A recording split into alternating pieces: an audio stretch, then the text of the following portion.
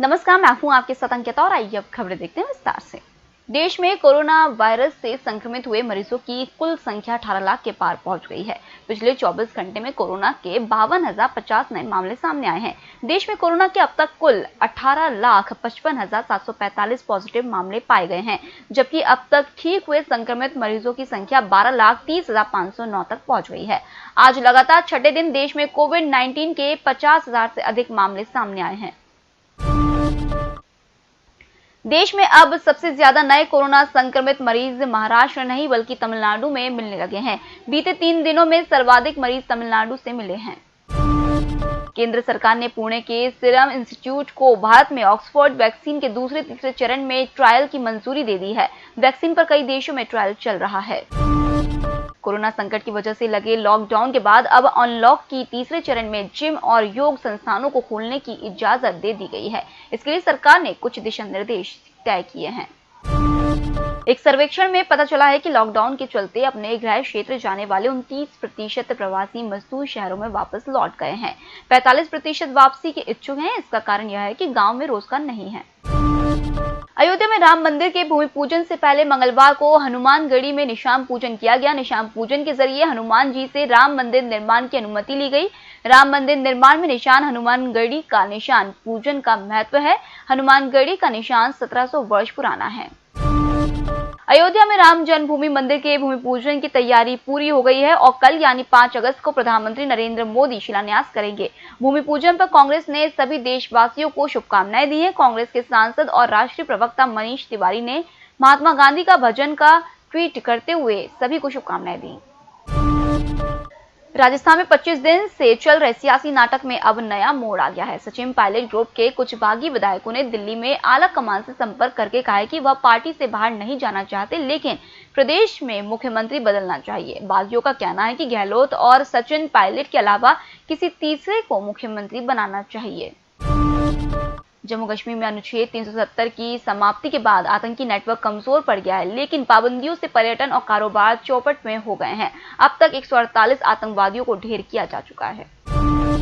चीन के संभावित खतरे को देखते हुए पूर्वी लद्दाख में भारत की टैंक रेजिमेंट और 15,000 जवान तैनात कर दिए गए हैं।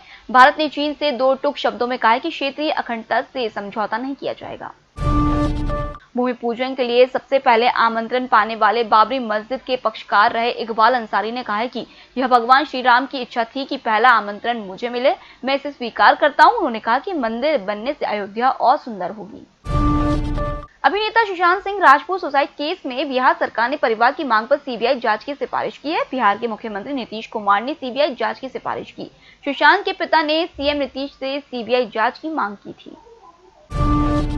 अमेरिका के बाद अब ब्राजील में भी कोरोना वायरस की संख्या 1 लाख के करीब पहुंचने वाली है। यहां अब तक 94,103 लोगों ने कोरोना वायरस संक्रमण से दम तोड़ा है। वहीं अमेरिका में 1,58,000 से अधिक लोगों की कोरोना वायरस से मौत हो गई है। कोरोना महामारी ने पूरी दुनिया को अपनी गिरफ्त में ले रखा है। पूरा विश्व इस मर्ज की दवा इजाद करने में पूरी ताकत से जुटा हुआ है। ऐसे में विश्व स्वास्थ्य संगठन ने कहा है कि वैक्सीन बनने के दृढ़ विश्वास के बीच संभव है कि कोरोना महामारी का प्रभावी समाधान कभी न निकले। संगठन ने आशंका जताई है कि हो सकता है कि सामान्य स्थिति बहाल होने में लंबा वक्त लगे।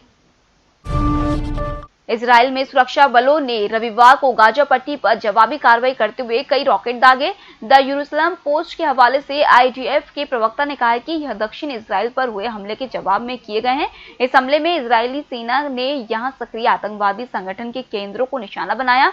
आईडीएफ ने कहा है कि उसने आतंकवादियों के अन्य हमलों की साजिश को भी नाकाम कर दिया है। चीन में लगातार हो रही भारी बारिश के बाद आई बाढ़ से 1 करोड़ से ज्यादा लोग प्रभावित हैं, जिसके बाद करीब 20 लाख लोगों को सुरक्षित स्थान पर ले जाया गया है। वहीं पूर्वी चीन में तूफान के कारण भारी बारिश की संभावना के चलते संवेदनशील तटीय क्षेत्रों को खाली कराया गया है। भारतीय मूल के बौद्धिक संपदा विशेषज्ञ और न्यायिक आयुक्त दीदार सिंह गिल को सिंगापुर के हाईकोर्ट का जज बनाया गया है। इस प्रतिष्ठित पद के लिए गिल की नियुक्ति इस साल अप्रैल में ही हो गई थी, लेकिन उन्होंने सोमवार को पद की शपथ ली। गिल को राष्ट्रपति हलीमा याकूब ने पद और गोपनीयता की शपथ दिलाई। 61 वर्षीय गिल ने 2018 में पहले सुप्रीम कोर्ट की बेंच में शामिल हुए, जहां उन्हें न्यायिक आयुक्त बनाया गया। सुप्रीम कोर्ट में हाई कोर्ट और कोर्ट ऑफ अपील शामिल होते हैं। शिकागो के नॉर्थ वेस्टर्न मेमोरियल हॉस्पिटल में भर्ती 28 साल की मायरा रोमेरोज ने कोविड-19 के कारण डबल लंग ट्रांसप्लांट सर्जरी से गुजरने वाली पहली मरीज हैं। मायरा के फेफड़ों को कोरोना वायरस ने खत्म कर दिया था और उनके बचने का सिर्फ एक ही तरीका बचा था, लंग ट्रांसप्लांट। मायरा का ट्रांसप्लांट भारतीय मूल के डॉक्टर अंकित भरत ने किया है। ब्रिटेन के होटल और रेस्टोरेंट में खाना नाश्ता करने पर ग्राहकों को आधा बिल ही चुकाना पड़ेगा, बाकी आधा बिल ब्रिटेन सरकार चुकाएगी। ब्रिटेन में भारतवंशी वित्त मंत्री ऋषि सुनक की पहल पर eat out to help out offer सोमवार से ही शुरू हो गया है। यह ऑफर 3 से 31 अगस्त तक लागू रहेगा। हर व्यक्ति को अधिकतम छूट 10 पाउंड की मिलेगी। आमतौर पर 4 लोगों के सामान्य भोजन का बिल 30 से 40 पाउंड बनता है। ऑफर की शर्त यह है कि ग्राहक को रेस्टोरेंट में ही बैठकर खाना होगा। अमेरिका के राष्ट्रपति डोनाल्ड ट्रंप ने मीडिया से बातचीत करते हुए साफ कहा है कि टिकटॉक अगर 15 सितंबर तक नहीं बिकती है तो अमेरिका से इस चीनी ऐप को बाहर का रास्ता दिखा दिया जाएगा।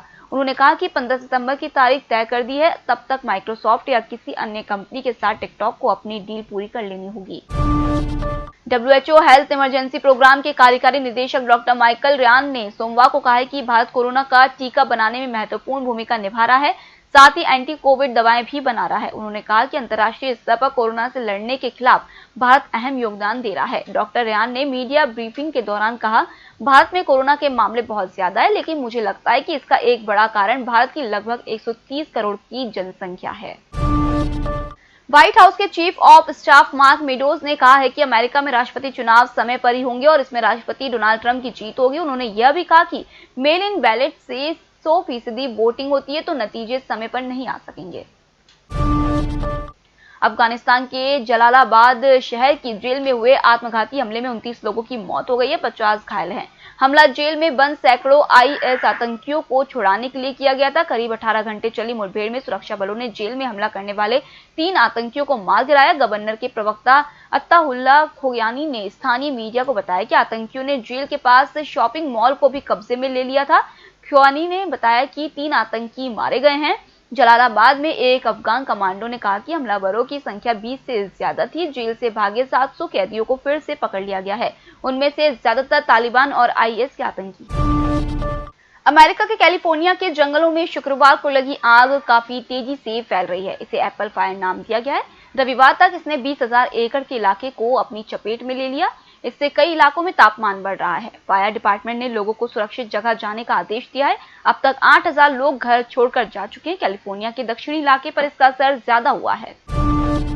अमेरिकी विदेश मंत्री माइक पोम्पियो और तालिबान के उप प्रमुख मुल्ला अब्दुल गनी बरदार ने वीडियो कॉल के द्वारा अफगानिस्तान में जारी स्थिति पर चर्चा की। इस वार्ता के दौरान दोनों नेताओं ने तालिबान के शेष कैदियों की रिहाई को महत्वपूर्ण बताया। साथ ही साथ पोम्पियो ने ईद के दौरान युद्ध विराम का भी स्वागत किया।